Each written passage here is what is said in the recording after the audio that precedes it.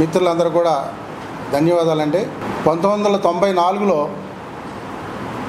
ఎంఆర్పిఎస్ పేరు మీద మా సోదరులు కొంతమంది ఏర్పాటువాదులు ఏర్పడి, ఎంఆర్పిఎస్ అంటే మాదిగ రిజర్వేషన్ పోరాట సమితి ఏర్పడి, అప్పుడు ఉమ్మడి ఆంధ్రప్రదేశ్లో ఉమ్మడి రిజర్వేషన్స్ భారత రాజ్యాంగం ద్వారా బాబాసాహెబ్ అంబేద్కర్ గారు 341 ఆర్టికల్ 342 ఆర్టికల్ ద్వారా భారత రాజ్యాంగం ద్వారా రిజర్వేషన్స్ కల్పించడం అనేది ఎస్సీ ఎస్టీలకి జరిగింది. భారత రాజ్యాంగం ద్వారా ఉమ్మడి రిజర్వేషన్లకు ఉన్న దాంట్లో ఎక్కువ వాటా ఉమ్మడి ఆంధ్రప్రదేశ్లో మాలలే తినేస్తున్నారు. మాదిగలు మేము జనాభా పరంగా ఎక్కువ మంది ఉన్నాం, మాదిగలకి అన్యాయం జరుగుతుందనే ఒక ఏర్పాటువాదులు కొంతమంది గ్రూపుగా ఏర్పడి ఎంఆర్పిఎస్ స్థాపించి దాని ద్వారా మాలల మీద విషయం రాష్ట్ర వ్యాప్తంగా విషయం చల్లడం జరిగింది. అప్పుడున్న రాష్ట్ర ప్రభుత్వాన్ని ఇప్పటి ముఖ్యమంత్రి నారా చంద్రబాబు నాయుడు గారే అప్పటి ముఖ్యమంత్రి 95లో అప్పటి ముఖ్యమంత్రి గౌరవ ముఖ్యమంత్రి నారా చంద్రబాబు నాయుడు గారిని మీద ఒత్తిడి చేసి ఏబిసిడీలుగా ఎస్సీల్లో ఉన్న 59 ఉపకులాలని 4 ముక్కలు చేసి ఏబిసిడీలుగా వర్గీకరించడం జరిగిన తదనంతరం అది హైకోర్టులో మాలమోహనాడు తరపుని అప్పుడు ఈవి చెన్నయ్య గారు, పివి రావు గారు, మల్లి వెంకటరావు గారు లాంటి మహామహులందరూ కూడా హైకోర్టులో కేసు వేయడం, హైకోర్టు వర్గీకరణ సమర్థించడం, తదనంతరం సుప్రీంకోర్టులో ఆ కేసు వెళ్ళడం జరిగింది. వర్గీకరణ కేసు. ఈ వర్గీకరణ చేయటం వల్ల ఉపకులాల మధ్యన విద్వేషాలు పెరగడం తప్ప మాకు అన్యాయం జరిగిందని శ్రీకాకుళం, విజయనగరంలో రెల్లి ఏ గ్రూపు ఉపకులాలు 2-3 ర్యాలీలు చేశారు ఈ మధ్యకాలంలో. 2004లో 5 సభ్యుల ధర్మాసనం ఇచ్చిన తీర్పుని పక్కన పెట్టి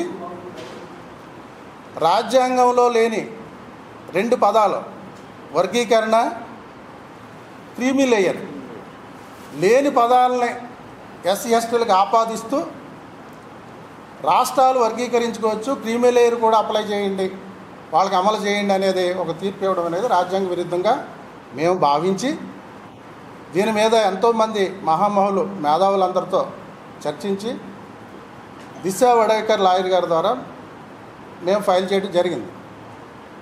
నిన్న కాక మొన్న 10వ తారీఖుని గౌరవ సుప్రీంకోర్టు స్క్రూటినీ అనంతరం మాకు డైరీ నెంబర్ మీరు నెట్లో కూడా చూడొచ్చు, సుప్రీంకోర్టులోకి వెళ్ళి డైరీ నెంబర్ చూడొచ్చు, 41717 మాకు నెంబర్ ద్వారా మా కేసుని సుప్రీంకోర్టు వారు యాక్సెప్ట్ చేశారు.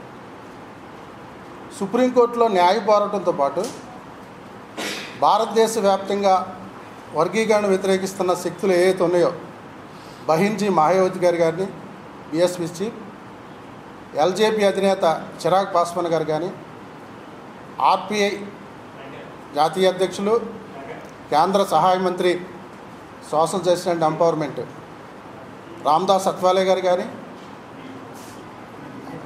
ఇతర వికేసీ పార్టీ ఎంపీ తమిళనాడు తిరుమవల్లన్ గారు కానీ, ఇంకా అదర్ వర్గీకరణ వ్యతిరేకించిన శక్తులందరిని కలిపి అతి తొందరలో విశాఖపట్నం కేంద్రంగా ఒక రాష్ట్ర సదస్సును జరిపించి ఆ సదస్సు ద్వారా ఒక పటిష్టమైన పోరాట కమిటీని నిర్మాణం చేసి భారతదేశ వ్యాప్తంగా వర్గీకరణ వ్యతిరేకించిన శక్తులందరితో ఒక రాష్ట్ర సెమినార్ జరపడానికి మేము సిద్ధంగా ఉన్నామని తెలియజేస్తున్నాం. ఒక పక్కనే న్యాయ పోరాటం, ఓ పక్కన ప్రజా పోరాటాల ద్వారా ఏదైతే 2004లో 5 సభ్యుల ధర్మాసనం ఎస్సీ వర్గీకరణ కొట్టేసిందో అదేవిధంగా ఈ రివ్యూ పిటిషన్ ద్వారా మేము గౌరవ సుప్రీంకోర్టు వారిని కోరుతున్నాం. ఈలోపు మన రాష్ట్ర ముఖ్యమంత్రి నారా చంద్రబాబు నాయుడు గారు కానీ, తెలంగాణ రాష్ట్ర ముఖ్యమంత్రి కానీ అత్యుత్సాహం చూపించుకోకుండా సుప్రీంకోర్టు ఏదైతే చెప్పిందో ముందు 59 ఉపకులాల తాలూకా ఇంపీరికల్ డేటాని కలెక్ట్ చేయమని చెప్పి. సో మేము మీ ప్రెస్ ద్వారా, మీ మీడియా ద్వారా మేము విన్నవించేది ఏంటంటే చంద్రబాబు నాయుడు గారికి అయ్యా మా గౌరవ ముఖ్యమంత్రి గారు, మీరు ముందు కులగణన చేయండి. ఎస్సీల 59 కులాల తాలూకా విద్య, ఉద్యోగ, ఉపాధి రంగాల్లో ఎవరు ముందుకెళ్ళారు, ఎవరు వెనకెళ్ళారు అనేది శాస్త్రీయమైన సర్వే ద్వారా ముందు సర్వే చేసి అందరికి సమాన్యాయం చేసేలాగా మీరు తొందరపాటు చర్యలు తీసుకోవద్దని మేము సుప్రీంకోర్టులో వేసిన రివ్యూ పిటిషన్ తీర్పు వచ్చేంత వరకు దీన్ని వేచి చూడాలని మేము ఈ సమావేశం ద్వారా, ఈ ప్రెస్ మీట్ ద్వారా, మీడియా ద్వారా మేము విజ్ఞప్తి చేస్తున్నాం.